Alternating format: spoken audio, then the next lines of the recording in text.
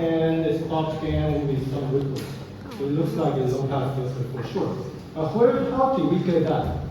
So in designing IIR, the method that we introduced is called what? IIR designed by a technical, some kind of transformation. Does anybody remember that? What kind of transformation did you apply? Bilinear transformation, right? So the idea is to borrow from what? We borrow from an analog prototype. Okay? So if we have, you need to look at this sideways, okay? So if you just rotate your or just mentally imagine rotating this 90 degrees this way. So this is a low-pass filter in the analog domain. So now the frequency is a variable is peak omega, analog filter, right? And this is a low-pass, it's pass band right here, transition to the stop band and release like that. So that's a prototype. So suppose that this is a prototype, not necessarily Butterworth.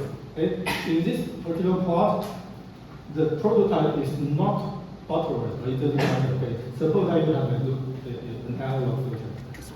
And you know how to write down its transfer function in Laplace variable S. Then by bilinear transformation, we is to define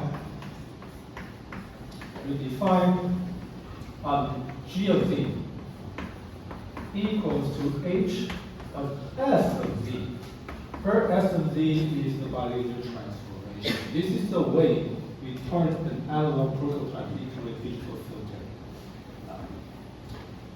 And where we suggest that S of Z can have this formula or expression. I hope I still remember the derivative 2 divided by the parameter TD. And what's here? Is it 1 minus divided by 1 plus? 1 minus the inverse, 1 plus the inverse. I hope my memory is correct. Let me refer to the note, okay? So, yeah. So that's bilinear transformation. In this way, we turn an analog system into a discrete time or digital system. Okay? So that one last slide shows an example. If you have a prototype which has a frequency response like that, then after bilinear transformation, we can notice a few things. First of all, the variable big omega becomes small omega. Okay? Big omega becomes small omega, and what else?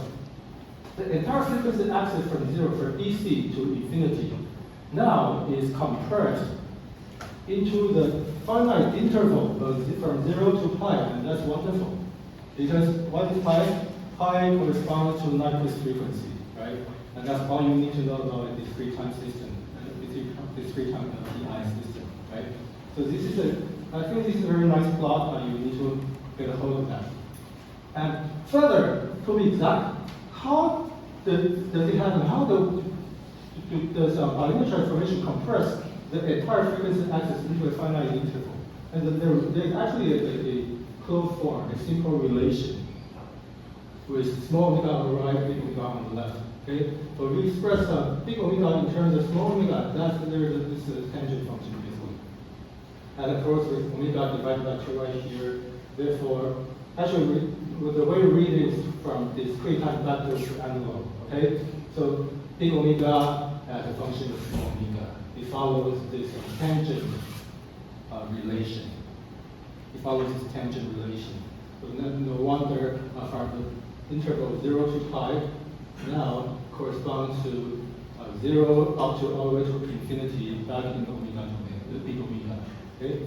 So that I think this plot really nicely summarizes what's going on with the prototype, with the final design result, and a relation, a closed form relation between big and small omega. And that's where we're at last week. Okay? So far so good? So good. So let's take a bit of a review. The last time we also mentioned a few nice properties. We said that if we just pay more attention to this bilinear transformation, it has quite a few nice properties. First of all, in mass, so basically we say H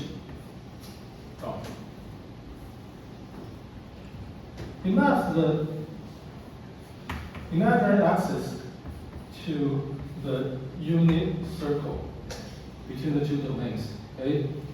In the S domain, if you look at the imaginary axis, if you walk along, imagine that we walk along the imaginary axis in the S domain.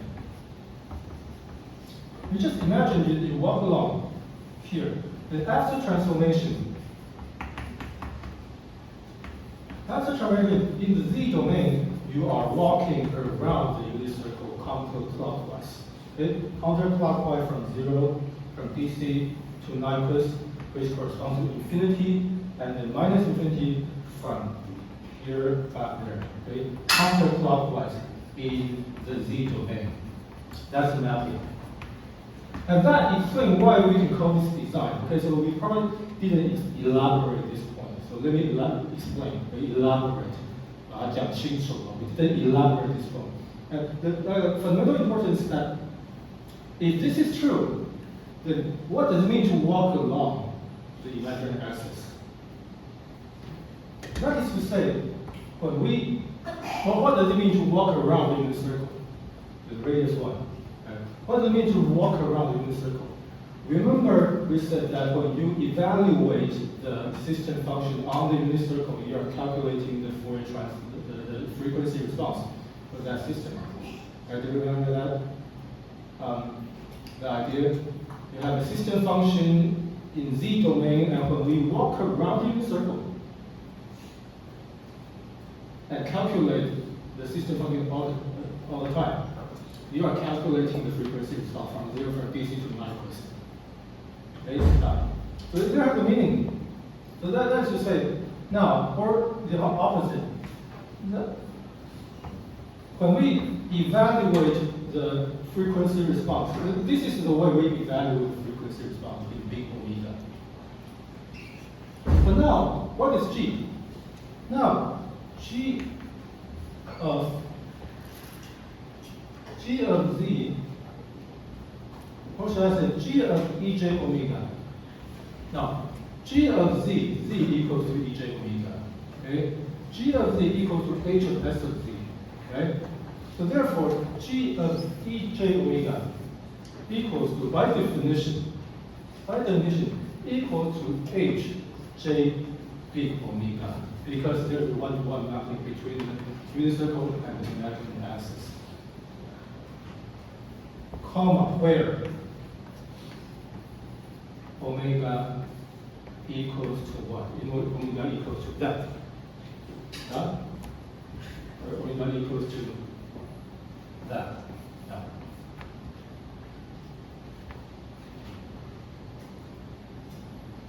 So that's why this is a design.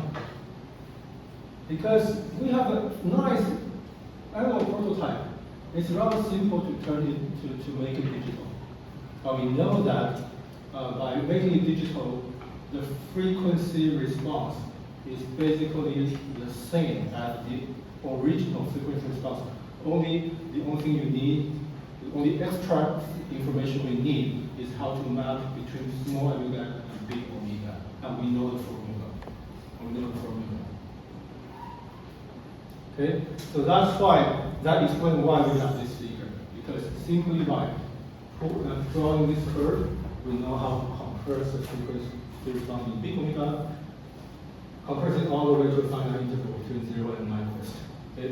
That's essential, that's very important right here. Okay? Understand this. Okay? Please work to understand this concept. Okay? That's why we say this equation right here gives you a design. It's a very brilliant idea, very smart idea. This is a design. Okay? So far so good? And you get a feeling that that is a design. That is a design. So I'm blocking the room. I'm showing vitamin C. So if I'm showing, I apologize for it. That's the one. I need some vitamin. Make me feel happy. Okay, so that's the first nice property. Imaginary axis unit circle. Okay, but the next property we introduced last week is also related. Furthermore, the left-hand side of the imaginary axis is mapped to where? Mapped to the inside, right? I'm still walking because that's probably because of the conformal mapping. Okay? What's on the left remains on the left when you have a function with complex variable. And if you know that the function is differentiable, another thing. So what remains on the left side, what's on the left-hand side, remain on the left-hand side. So if you walk along counterclockwise right here, the left-hand side is the inside. So remember that I had this demonstration, right? The left-hand side, you go clockwise, is the inside. Right? It should be clear, right? So then we sort of claim that because of this second very nice property, the second property indicates that stability is preserved, in that if you begin with a prototype that is stable, then you end up with the design, your design is also stable in the discrete time domain. Stability is preserved. Why? Because stable analog system needs to have all the poles on the left half plane, right? And so after mapping, these poles become poles in the D domain. Okay? And we know that all of them are inside of this circle. Okay? So again, by the way, when we do that, usually the G of Z becomes in this form. Right? Let's remember that G of Z, the end result, at least for the Butterworth filter, the end result is a familiar form of B of Z divided by A of Z, where both of them are polynomials, right? And previously we've analyzed that if you are given this system function in this format, then immediately want to check, are there any roots of AZ that's outside the unit circle? A check for stability.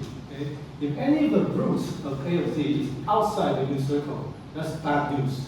That means that your system, if implemented causally, cannot be stable in the BIBO sense. And generally, we avoid that. Okay?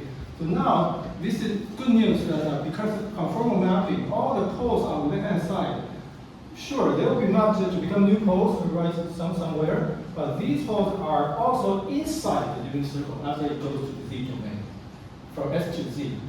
A pole in S corresponds to a pole in Z, okay? Using exactly the definition, or the other way around. Okay? So that's right, because all the poles now being located inside the circle, we know that the system is stable. Because the region of convergence, is outside that's the region of convergence, right? Outside all the largest radius, so there's a region of convergence. Right here, include the unit circle. That means the impulse response at the Fourier transform, the frequency response can be evaluated and system stable, and so on, in the PIBO sense. Okay? Nicely preserved stability of the system. What we have this design. Very nice design. Okay? You don't need to worry about stability. Don't need to worry about stability. As long as the prototype is stable to begin with. So that's the second nice property right here. And it has deeply founded in the theory of complex analysis, Fuggen and Suler. Complex analysis, deeply founded over there. Very nice example of how we apply this mathematical property. And fourthly, the fourth item is, that's 3 and 4. I've already mentioned 3 and 4. So every pole corresponds to a pole with this expression. Therefore, poles on the left-hand side is mapped to poles inside. Therefore, stability is preserved after linear transformation. And the fifth property is kind of cool. Yeah, B of Z generally contains a factor of this. Okay, that is say where B of Z basically is maybe it has some other things, but now it contains a factor of 1. Maybe here is a constant. Let me say it's a constant. Okay, constant times 1 plus Z inverse to the big N power. Okay.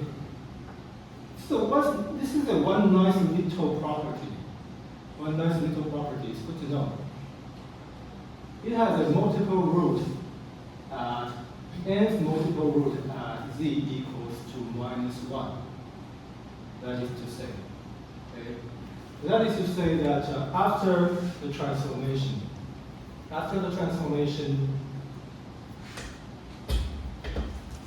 this property means that after we are designed, now G of Z corresponds to a difference equation which can be implemented, and that's in your previous homework. Okay? I asked you to play some with Butterworth filter, and it corresponds to, it gives you a difference equation, and you can implement it by running one line of the code. Okay?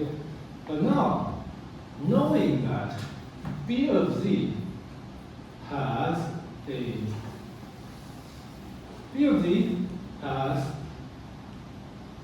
becomes 0 basically, yeah. If B of Z contains 1 plus Z minus to the n power, that means here, usually you say cross n, okay? Nth multiple root. And we clear the circle right here. Okay? Circle right here, that corresponds to the roots of B of Z. Okay? So what does that mean? Anybody, what does that mean? We know that A of Z also contains, we have up to n poles. Now, poles, somewhere. I'm just randomly drawing some poles. Okay, now, for example, if we have, whatever. I'll just randomly draw, for example, 1, 2, 3, 4, 5, 6, 7. If this, 6, 7. Okay. 再多整多少？再多来。If this is a 7th order INR, okay, we have 6 pole and sure 7th order 0. Okay. 7th order INR, 7th order multiple root at -1. This is in the D domain. Real Z, imaginary Z. Okay. What's the implication of having a 7th multiple root? The 7th order is 0 at -1, and it's at exactly Z equals to -1. What's the implication? What's the physical meaning? What's the implication? What's the implication? What's the implication? Anybody? What's the implication? This is not a follow-up discussion session. What's the implication? Nice little property number 5. What's the implication? What's the implication? Please don't avoid eye contact with me. Please, everybody, you don't avoid. What's the implication? 这个意义是什么 ？What's the implication? That's okay. Say louder. Maybe louder than Gain continuous to 0, the frequency is at -pi. Yeah, okay, the gain becomes 0 when the frequency is -pi or pi. That is the Nyquist frequency. At the Nyquist frequency, the highest frequency, the gain becomes 0. That's the implication. Does that make sense? Is it making sense? Does that make sense? No, yeah, you're right. Because what is -1? Where is this -1 point? Z equals to -1, right? Z equals -1 means Bj omega. Omega equals to pi, right? We go counterclockwise. That's the Nyquist frequency.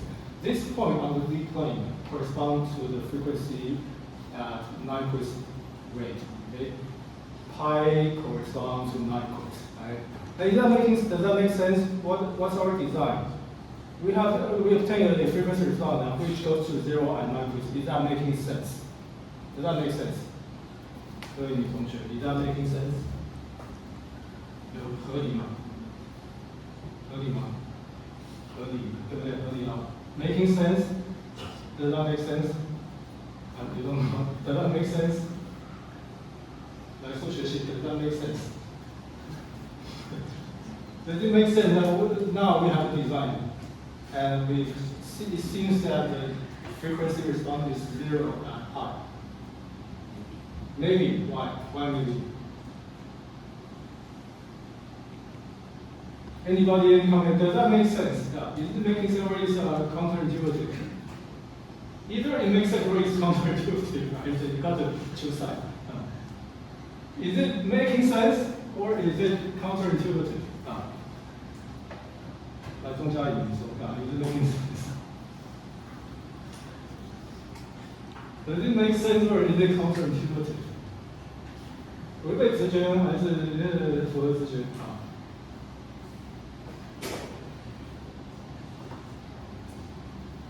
Discuss with your neighbors. Is it making sense or does it, it is some random property, which whatever is true, whatever is true. But I want you to think about, before we move on to our next lecture, right, does it make sense? I know we design something, and we find out that there is a multiple zero Nyquist frequency. Is it making sense? Discuss with your neighbors, please. After 1 minute, I don't want to hear something. Okay? 有没有应该要进音乐？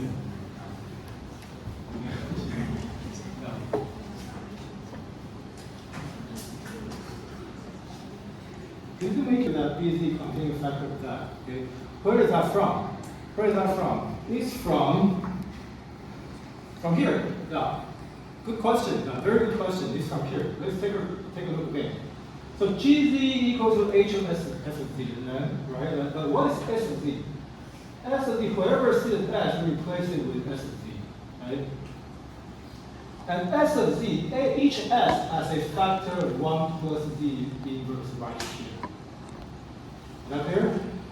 And that's why when we move this up by some because both of them needs to be polynomial.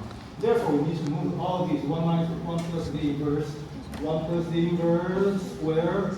Okay? We need to move all of them to the top. And this is an example of third order system. So we move 3 times. We move 1 plus Z inverse 3 times to the top. That's why we have a factor of 1 plus Z inverse to the nth power. This is an example of n equals to 3. Very good question. Okay, so now are we on the same boat? Yeah, with this. This explains why we have that factor. Does that answer your question? Okay, thank you. Now discuss with your neighbor. So it's true. Thank you for raising this question. Now we see this is true. This is true that we have a nice little factor, but we will have 1 plus Z equal to the third power. So we'll take our final design. But the implication is that yes, the frequency, the gain is 0 at 9 plus. And does that make sense? Does that make sense? Does that make sense? 你要说出来。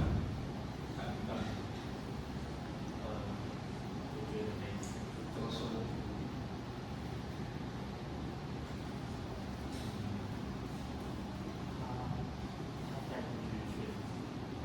对。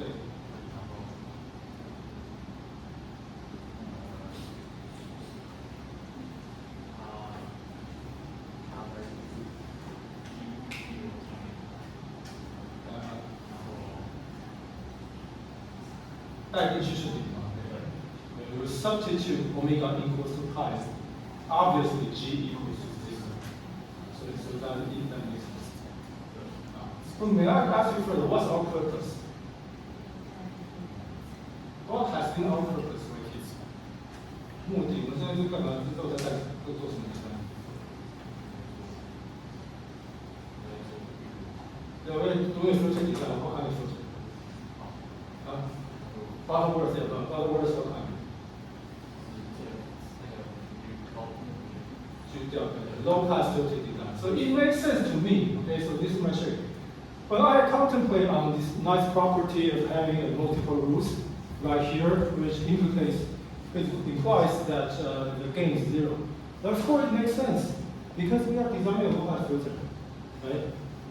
If you design a low-pass filter and the gain at the high frequency is non-0, that sucks, right? It's very comforting to me. 对我讲这个蛮大安慰，It's kind of comforting to see, oh yeah, the gain is 0 at the highest frequency, and that's great. It's good news. So that's the way I want to invite you to come contemplate on every little result. Sometimes you learn something. Okay? So now we're designing low pass, which compresses, or the other way to look at this, take a look right here. We are borrowing from analog prototype, which compresses, and in the process we compress the frequency axis to the finite interval, right? So if the gain approaches 0 in analog, when frequency approaches infinity, then we know that when the frequency approaches phi, the gain also should approach 0. Because going along the imaginary axis is equivalent to going along the unit circle. But now, when the frequency approaches the higher frequency, that means that we're evaluating this frequency response when frequency approaches infinity. And a low-pass prototype, what is the frequency response when it approaches infinity? The gain is 0. Okay?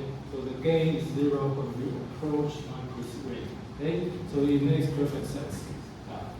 I see nothing wrong right here. So that's the way I would contemplate on this nice little result and ask myself whether or not this nice property makes sense. Okay? And in this context of designing low-pass filter, yes, it makes sense. Okay? Okay. For anybody has any other thoughts and question?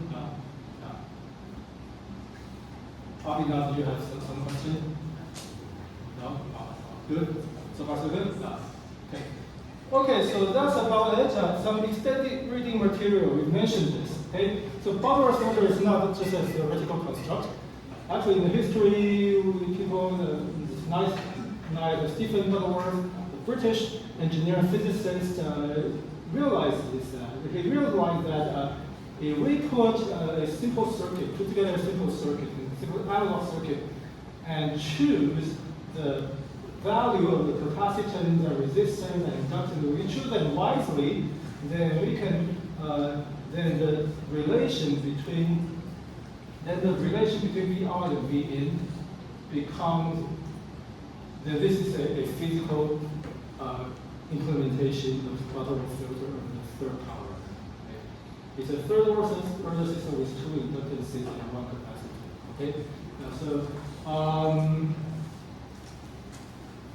So try it out at home. I don't know.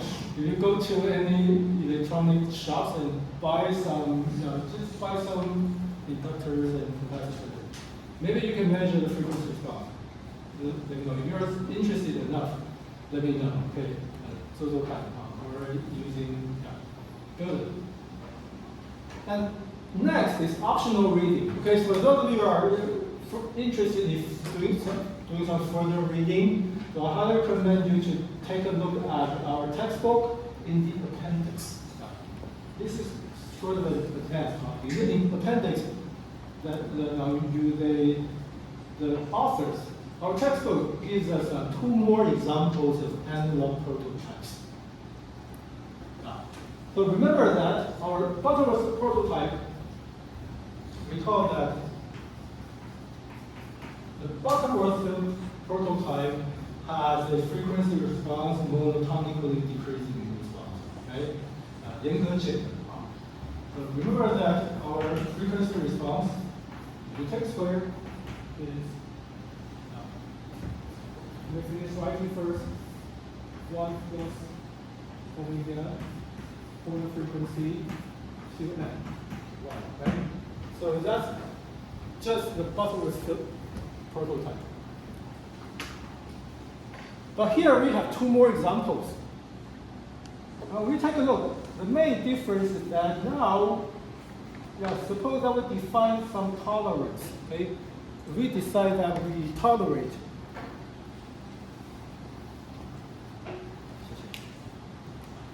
If we decide that we tolerate some error in the pass band, as well as maybe in the stop band, we decide that these are the specifications, right? We're designed to meet the specification. Suppose that our specifications that we tolerate as much as delta 1 error in the pass band, delta 2 error in the pass band. Okay? And these 2 prototypes have nice properties that if you take a look at the frequency response, it has ripples. Yeah? It has it has ripples, fluctuations in the frequency response. Ripples right here.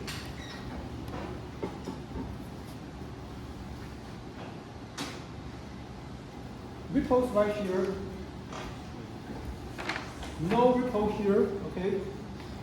Ripples right here as well as right here, okay? So there are two more kinds of mathematical prototypes. By the name of Chebyshev filter right here and elliptic filter right there, okay? So very interesting in the mathematical details. For Chebyshev filter, the frequency response, it can be written as 1 plus a factor epsilon square V squared of omega divided by the corner frequency. Where V is, if I remember correctly, V is a Chebyshev polynomial. Okay? So now, because of the property of Chebyshev polynomial, if you're interested, take a look. Okay? Take a look at the appendix now.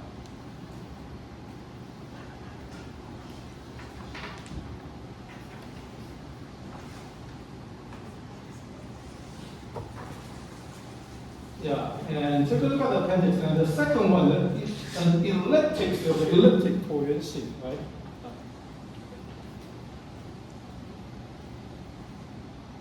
Slow. No. 那个电池啊，刚才没拿到，这个拿新，那就。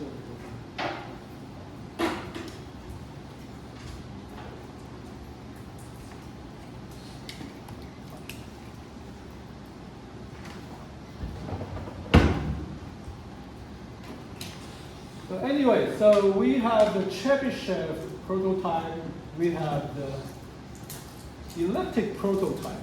Okay?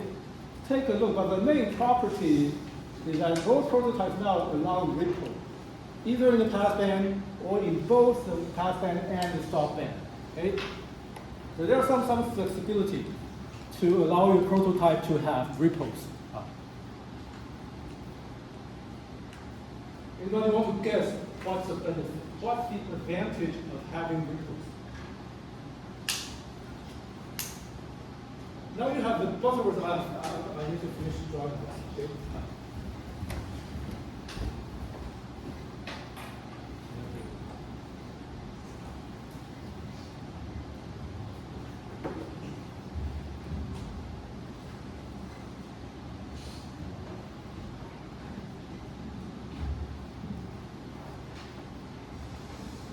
Look. Okay. So Chebyshev elliptic versus Butterworth.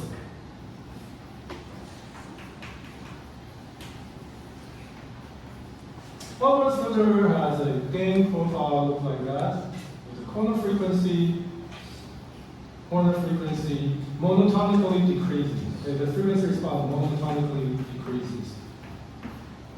Where corner frequency, the gain drops to 1 divided by square root of 2. That's Butterworth filter. And remember that you can increase the order so that the transition looks sharper. Okay? By increasing the order, we can make the transition sharper. Okay? But my question is, what do you want to guess? Okay? You want to comment on what's the advantage of having ripples? Why is it good to know that we can have ripples? We can have the steeper transition in the similar order. In a similar order. With the similar order. You mean like same end? Same end? Yeah. We can make it even steeper. Okay, that's a good guess. Comment. Not exactly sure it's not correct, but that's a good direction. Anybody else? Anybody? Yeah. So Less computation complexity. yeah, that's a lower order, right? So now we seem to have the agreement between you that if we require the transition to be so sharp, then we can reduce the order. By allowing, if you don't mind having ripples, then there is a trade-off. Design is all about trade-off. Okay? So keep in mind that in addition to Butterworth, you have some other choices. Okay? Okay, some other shows say which will not show up on your return. I'm not going to test you on that. But 不会考，但是因为这数学比较复杂，mathematical is quite complicated. But it's good to know that it's about trade-off, right? If you have the spec of delta, so your spec might be delta, let's say your spec is delta equals to 0.1, right? Delta is 0.1, and you want the transition width, if we call this transition to be delta, the transition width to be, let's say, 200 hertz, and these might be your specs, right? So to meet the specifications, we want to save the computation, okay? Or just reduce the order, find the minimum order that satisfies your spec, okay? Let's talk about trade-off, right? With the specification on the tolerance and the transition width, we want the transition to be as short, as narrow as possible. We want the tolerance, the ripple to be also as small as possible. But they trade off. There's a trade-off. But now, by choosing, it makes sense that we allow ripples and we get some more room to make the transition more compact, right? To narrow the transition. While if you don't mind the ripples, you might be able to make the transition sharper or keep the transition while keeping the filter order smaller. Okay? So there are some trade-offs right here. Okay? All right, so thanks for your bringing your comments. And so that's about all I want to say about IMR design. If we talk about low-pass filters, okay, low-pass filter. So in the next hour, we can move on to SIR filter. Okay, but before that, I want to make a few announcements. So we are grading your return. Okay, so the TAs and I have met to discuss the grading policy and just place an offer. We have met to design we have met to discuss the the rubrics. Okay, so please be patient. It might still take a few more days for them to complete grading. So that's one thing I want to update with you. Your returns are being graded. But in the meanwhile, if you feel like you have some feedback on the return or the lecture being too fast, too slow, too unclear or something, let me know. Let me know. You're always welcome to give me some advices. Okay? Now, all right. So in the next hour, we are going to move on to our next topic, that is FIR, filter design. Okay. So